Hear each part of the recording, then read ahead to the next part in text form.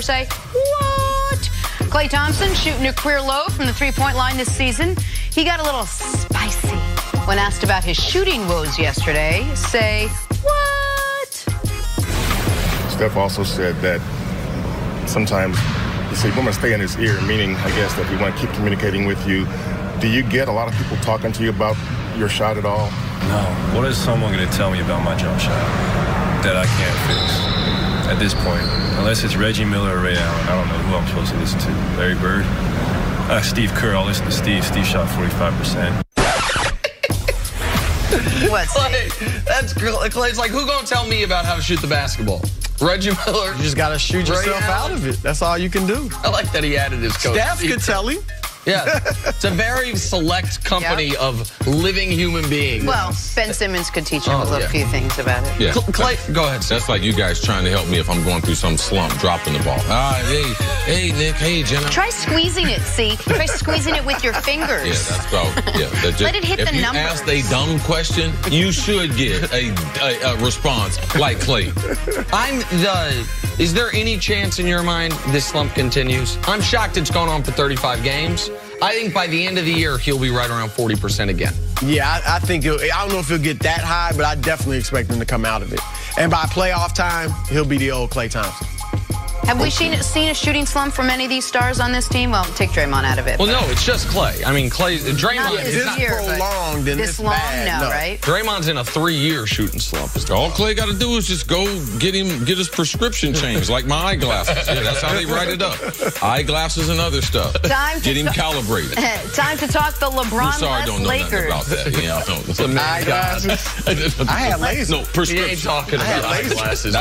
Different prescription for Klay. Lakers taking on the Kings. Sorry. The actual King missing his first game with a groin injury, and the Lakers could have used him late. They blew a 15-point fourth-quarter lead. Lakers didn't trail at all the second half until the last shot. Bogdanović hits a three-pointer at the buzzer to beat the Lakers 117-116. Lakers have now lost 4 of their last 6 games, and it looks like LeBron could be out, quote, several games, according to reports. Chris Broussard, what do we learn about the Lakers without LeBron in this lineup? Well, look, it was ugly at the end. You mentioned 15-point lead in the fourth quarter. It was actually a 15-point lead with 6.5 minutes left. Yeah, 6:44. Okay, now, I think a lot of that was not having LeBron. You're used to him being your closer and all that. And they've even lost some leads with LeBron being there. Rondo wasn't there either. We praised him, right? When we praised him for holding off Golden State without LeBron, Rondo was the main catalyst doing all that. So they were without their 2 main playmakers. And then even in the last minute and a half, Lonzo was out with the cramping. So all that was negative. That said, I got to be honest, watching the whole game, I was a little bit encouraged because typically when teams have LeBron on them, they fall apart when he's not there because they're used to him doing so many things. Cleveland was 4-23 without, this is a NBA Finals team, a championship team was 4-23 without LeBron. But they had Kyrie and Kevin Love. They were unwatchable, though. Without LeBron. Yes, they were unwatchable. Right. And this is what I want to get to. What I saw last night from the Lakers, they looked like a different team without LeBron. Not a better team, obviously, but much different. I thought they were running different sets. There was more movement. And it showed me, especially with Kyle Kuzma hitting the big 3 with 41 seconds left, it showed me that these young guys, they have an identity outside of being LeBron supporting cast. And what is it? It's that they believe they can play well themselves. Yeah, like basketball. Kuzma and Hart are dogs. Yes. Right? And I think LeBron has a good supporting cast here is what I'm saying. And listen, and Lonzo played really well in place of Rondo. Really well. Almost a triple played 37 minutes. And not the Lonzo triple-double we were used to last year, which was 11, 10, and 10. I mean, he had 20, 9, and 12. Like, the cramping at the end was a tough break for him, and maybe the game goes differently. Here's the part that I'm not encouraged by. I mean, Kyle Kuzma's the second best player on this team. It's no longer a question. See, I know you were on that corner early. Ingram is the guy that's supposed to be. He is not. I was reading the LA Times yesterday. I think he did an interview. I think it was Tanya Ganguly, someone with the LA Times, talking about how with Rondo out, with LeBron out, I know what I need to do. Well, he did it for a half. Brandon Ingram had 19 points with 8 minutes left in the third quarter. finished with 22. You know why? Because he always finishes somewhere between 14 and 22. I thought he might finally crack the 26-point mark for just the second time since high school, but he couldn't do it. And it was Ingram, by the way, that missed a free throw late that allowed that shot to be the game winner instead of the game tying free throw, the game tying three, pardon me.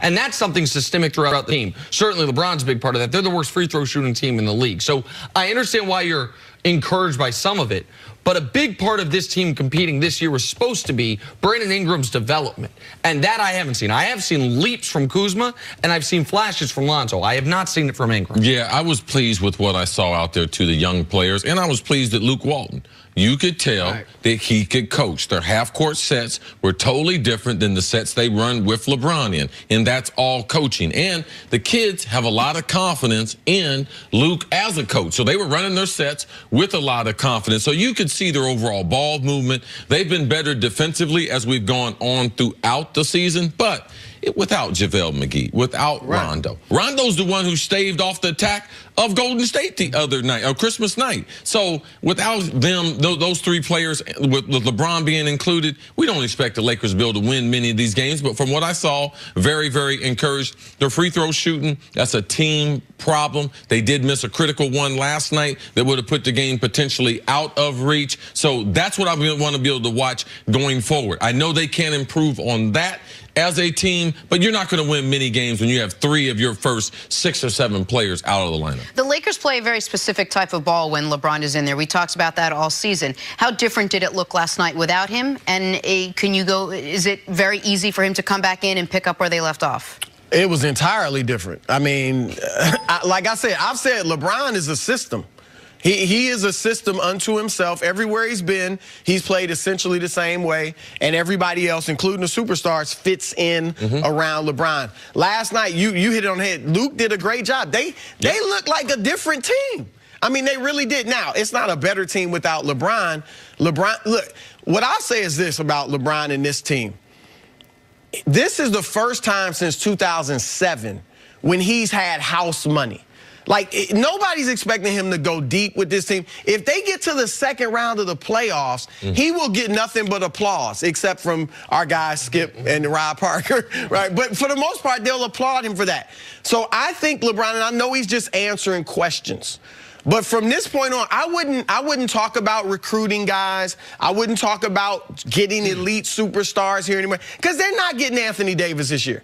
If I'm New Orleans, there's no way I'm trading him this year. Well, here's the thing. I don't mind him talking about recruiting free agents, but the Anthony Davis thing's different because it's a trade. So when he's talking about I'd love to have Anthony Davis, that I agree with you, because that he shouldn't talk about that. I don't mind him talking about recruiting free agents. But why now? Because that's telling my guys, we need more. When you look at the growth, we need more. When you look at the growth, I think LeBron was to address it, but it's time to move on. Right. Because these young players, their overall confidence, Ingram, if he's not improving the way you want, if he's not developing the way you want, he's not going to develop more under the scrutiny of this potential trade. Well, so you are right about that. It's time to concentrate on these young players, invest as much time and energy into them. If that trade is going to happen, it's going to happen regardless if he talks about it or not. Well, and that's the reason I'm saying I wouldn't talk about Anthony Davis, is because the only way to get him is to trade some of these guys away.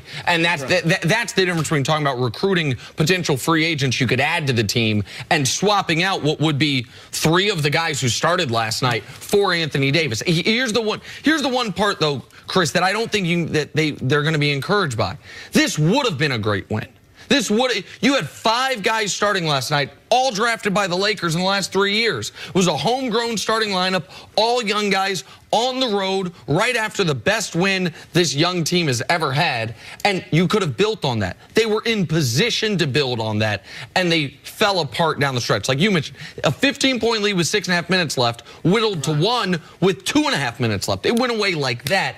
There are encouraging parts of it, and it counts in the standings now. Like at the end of the year, wherever the Lakers fall in the standings, it's going to be a game or 2 difference between 3, 4, 5, 6. And so that part of it's not encouraged. They lost the same way with LeBron. Right.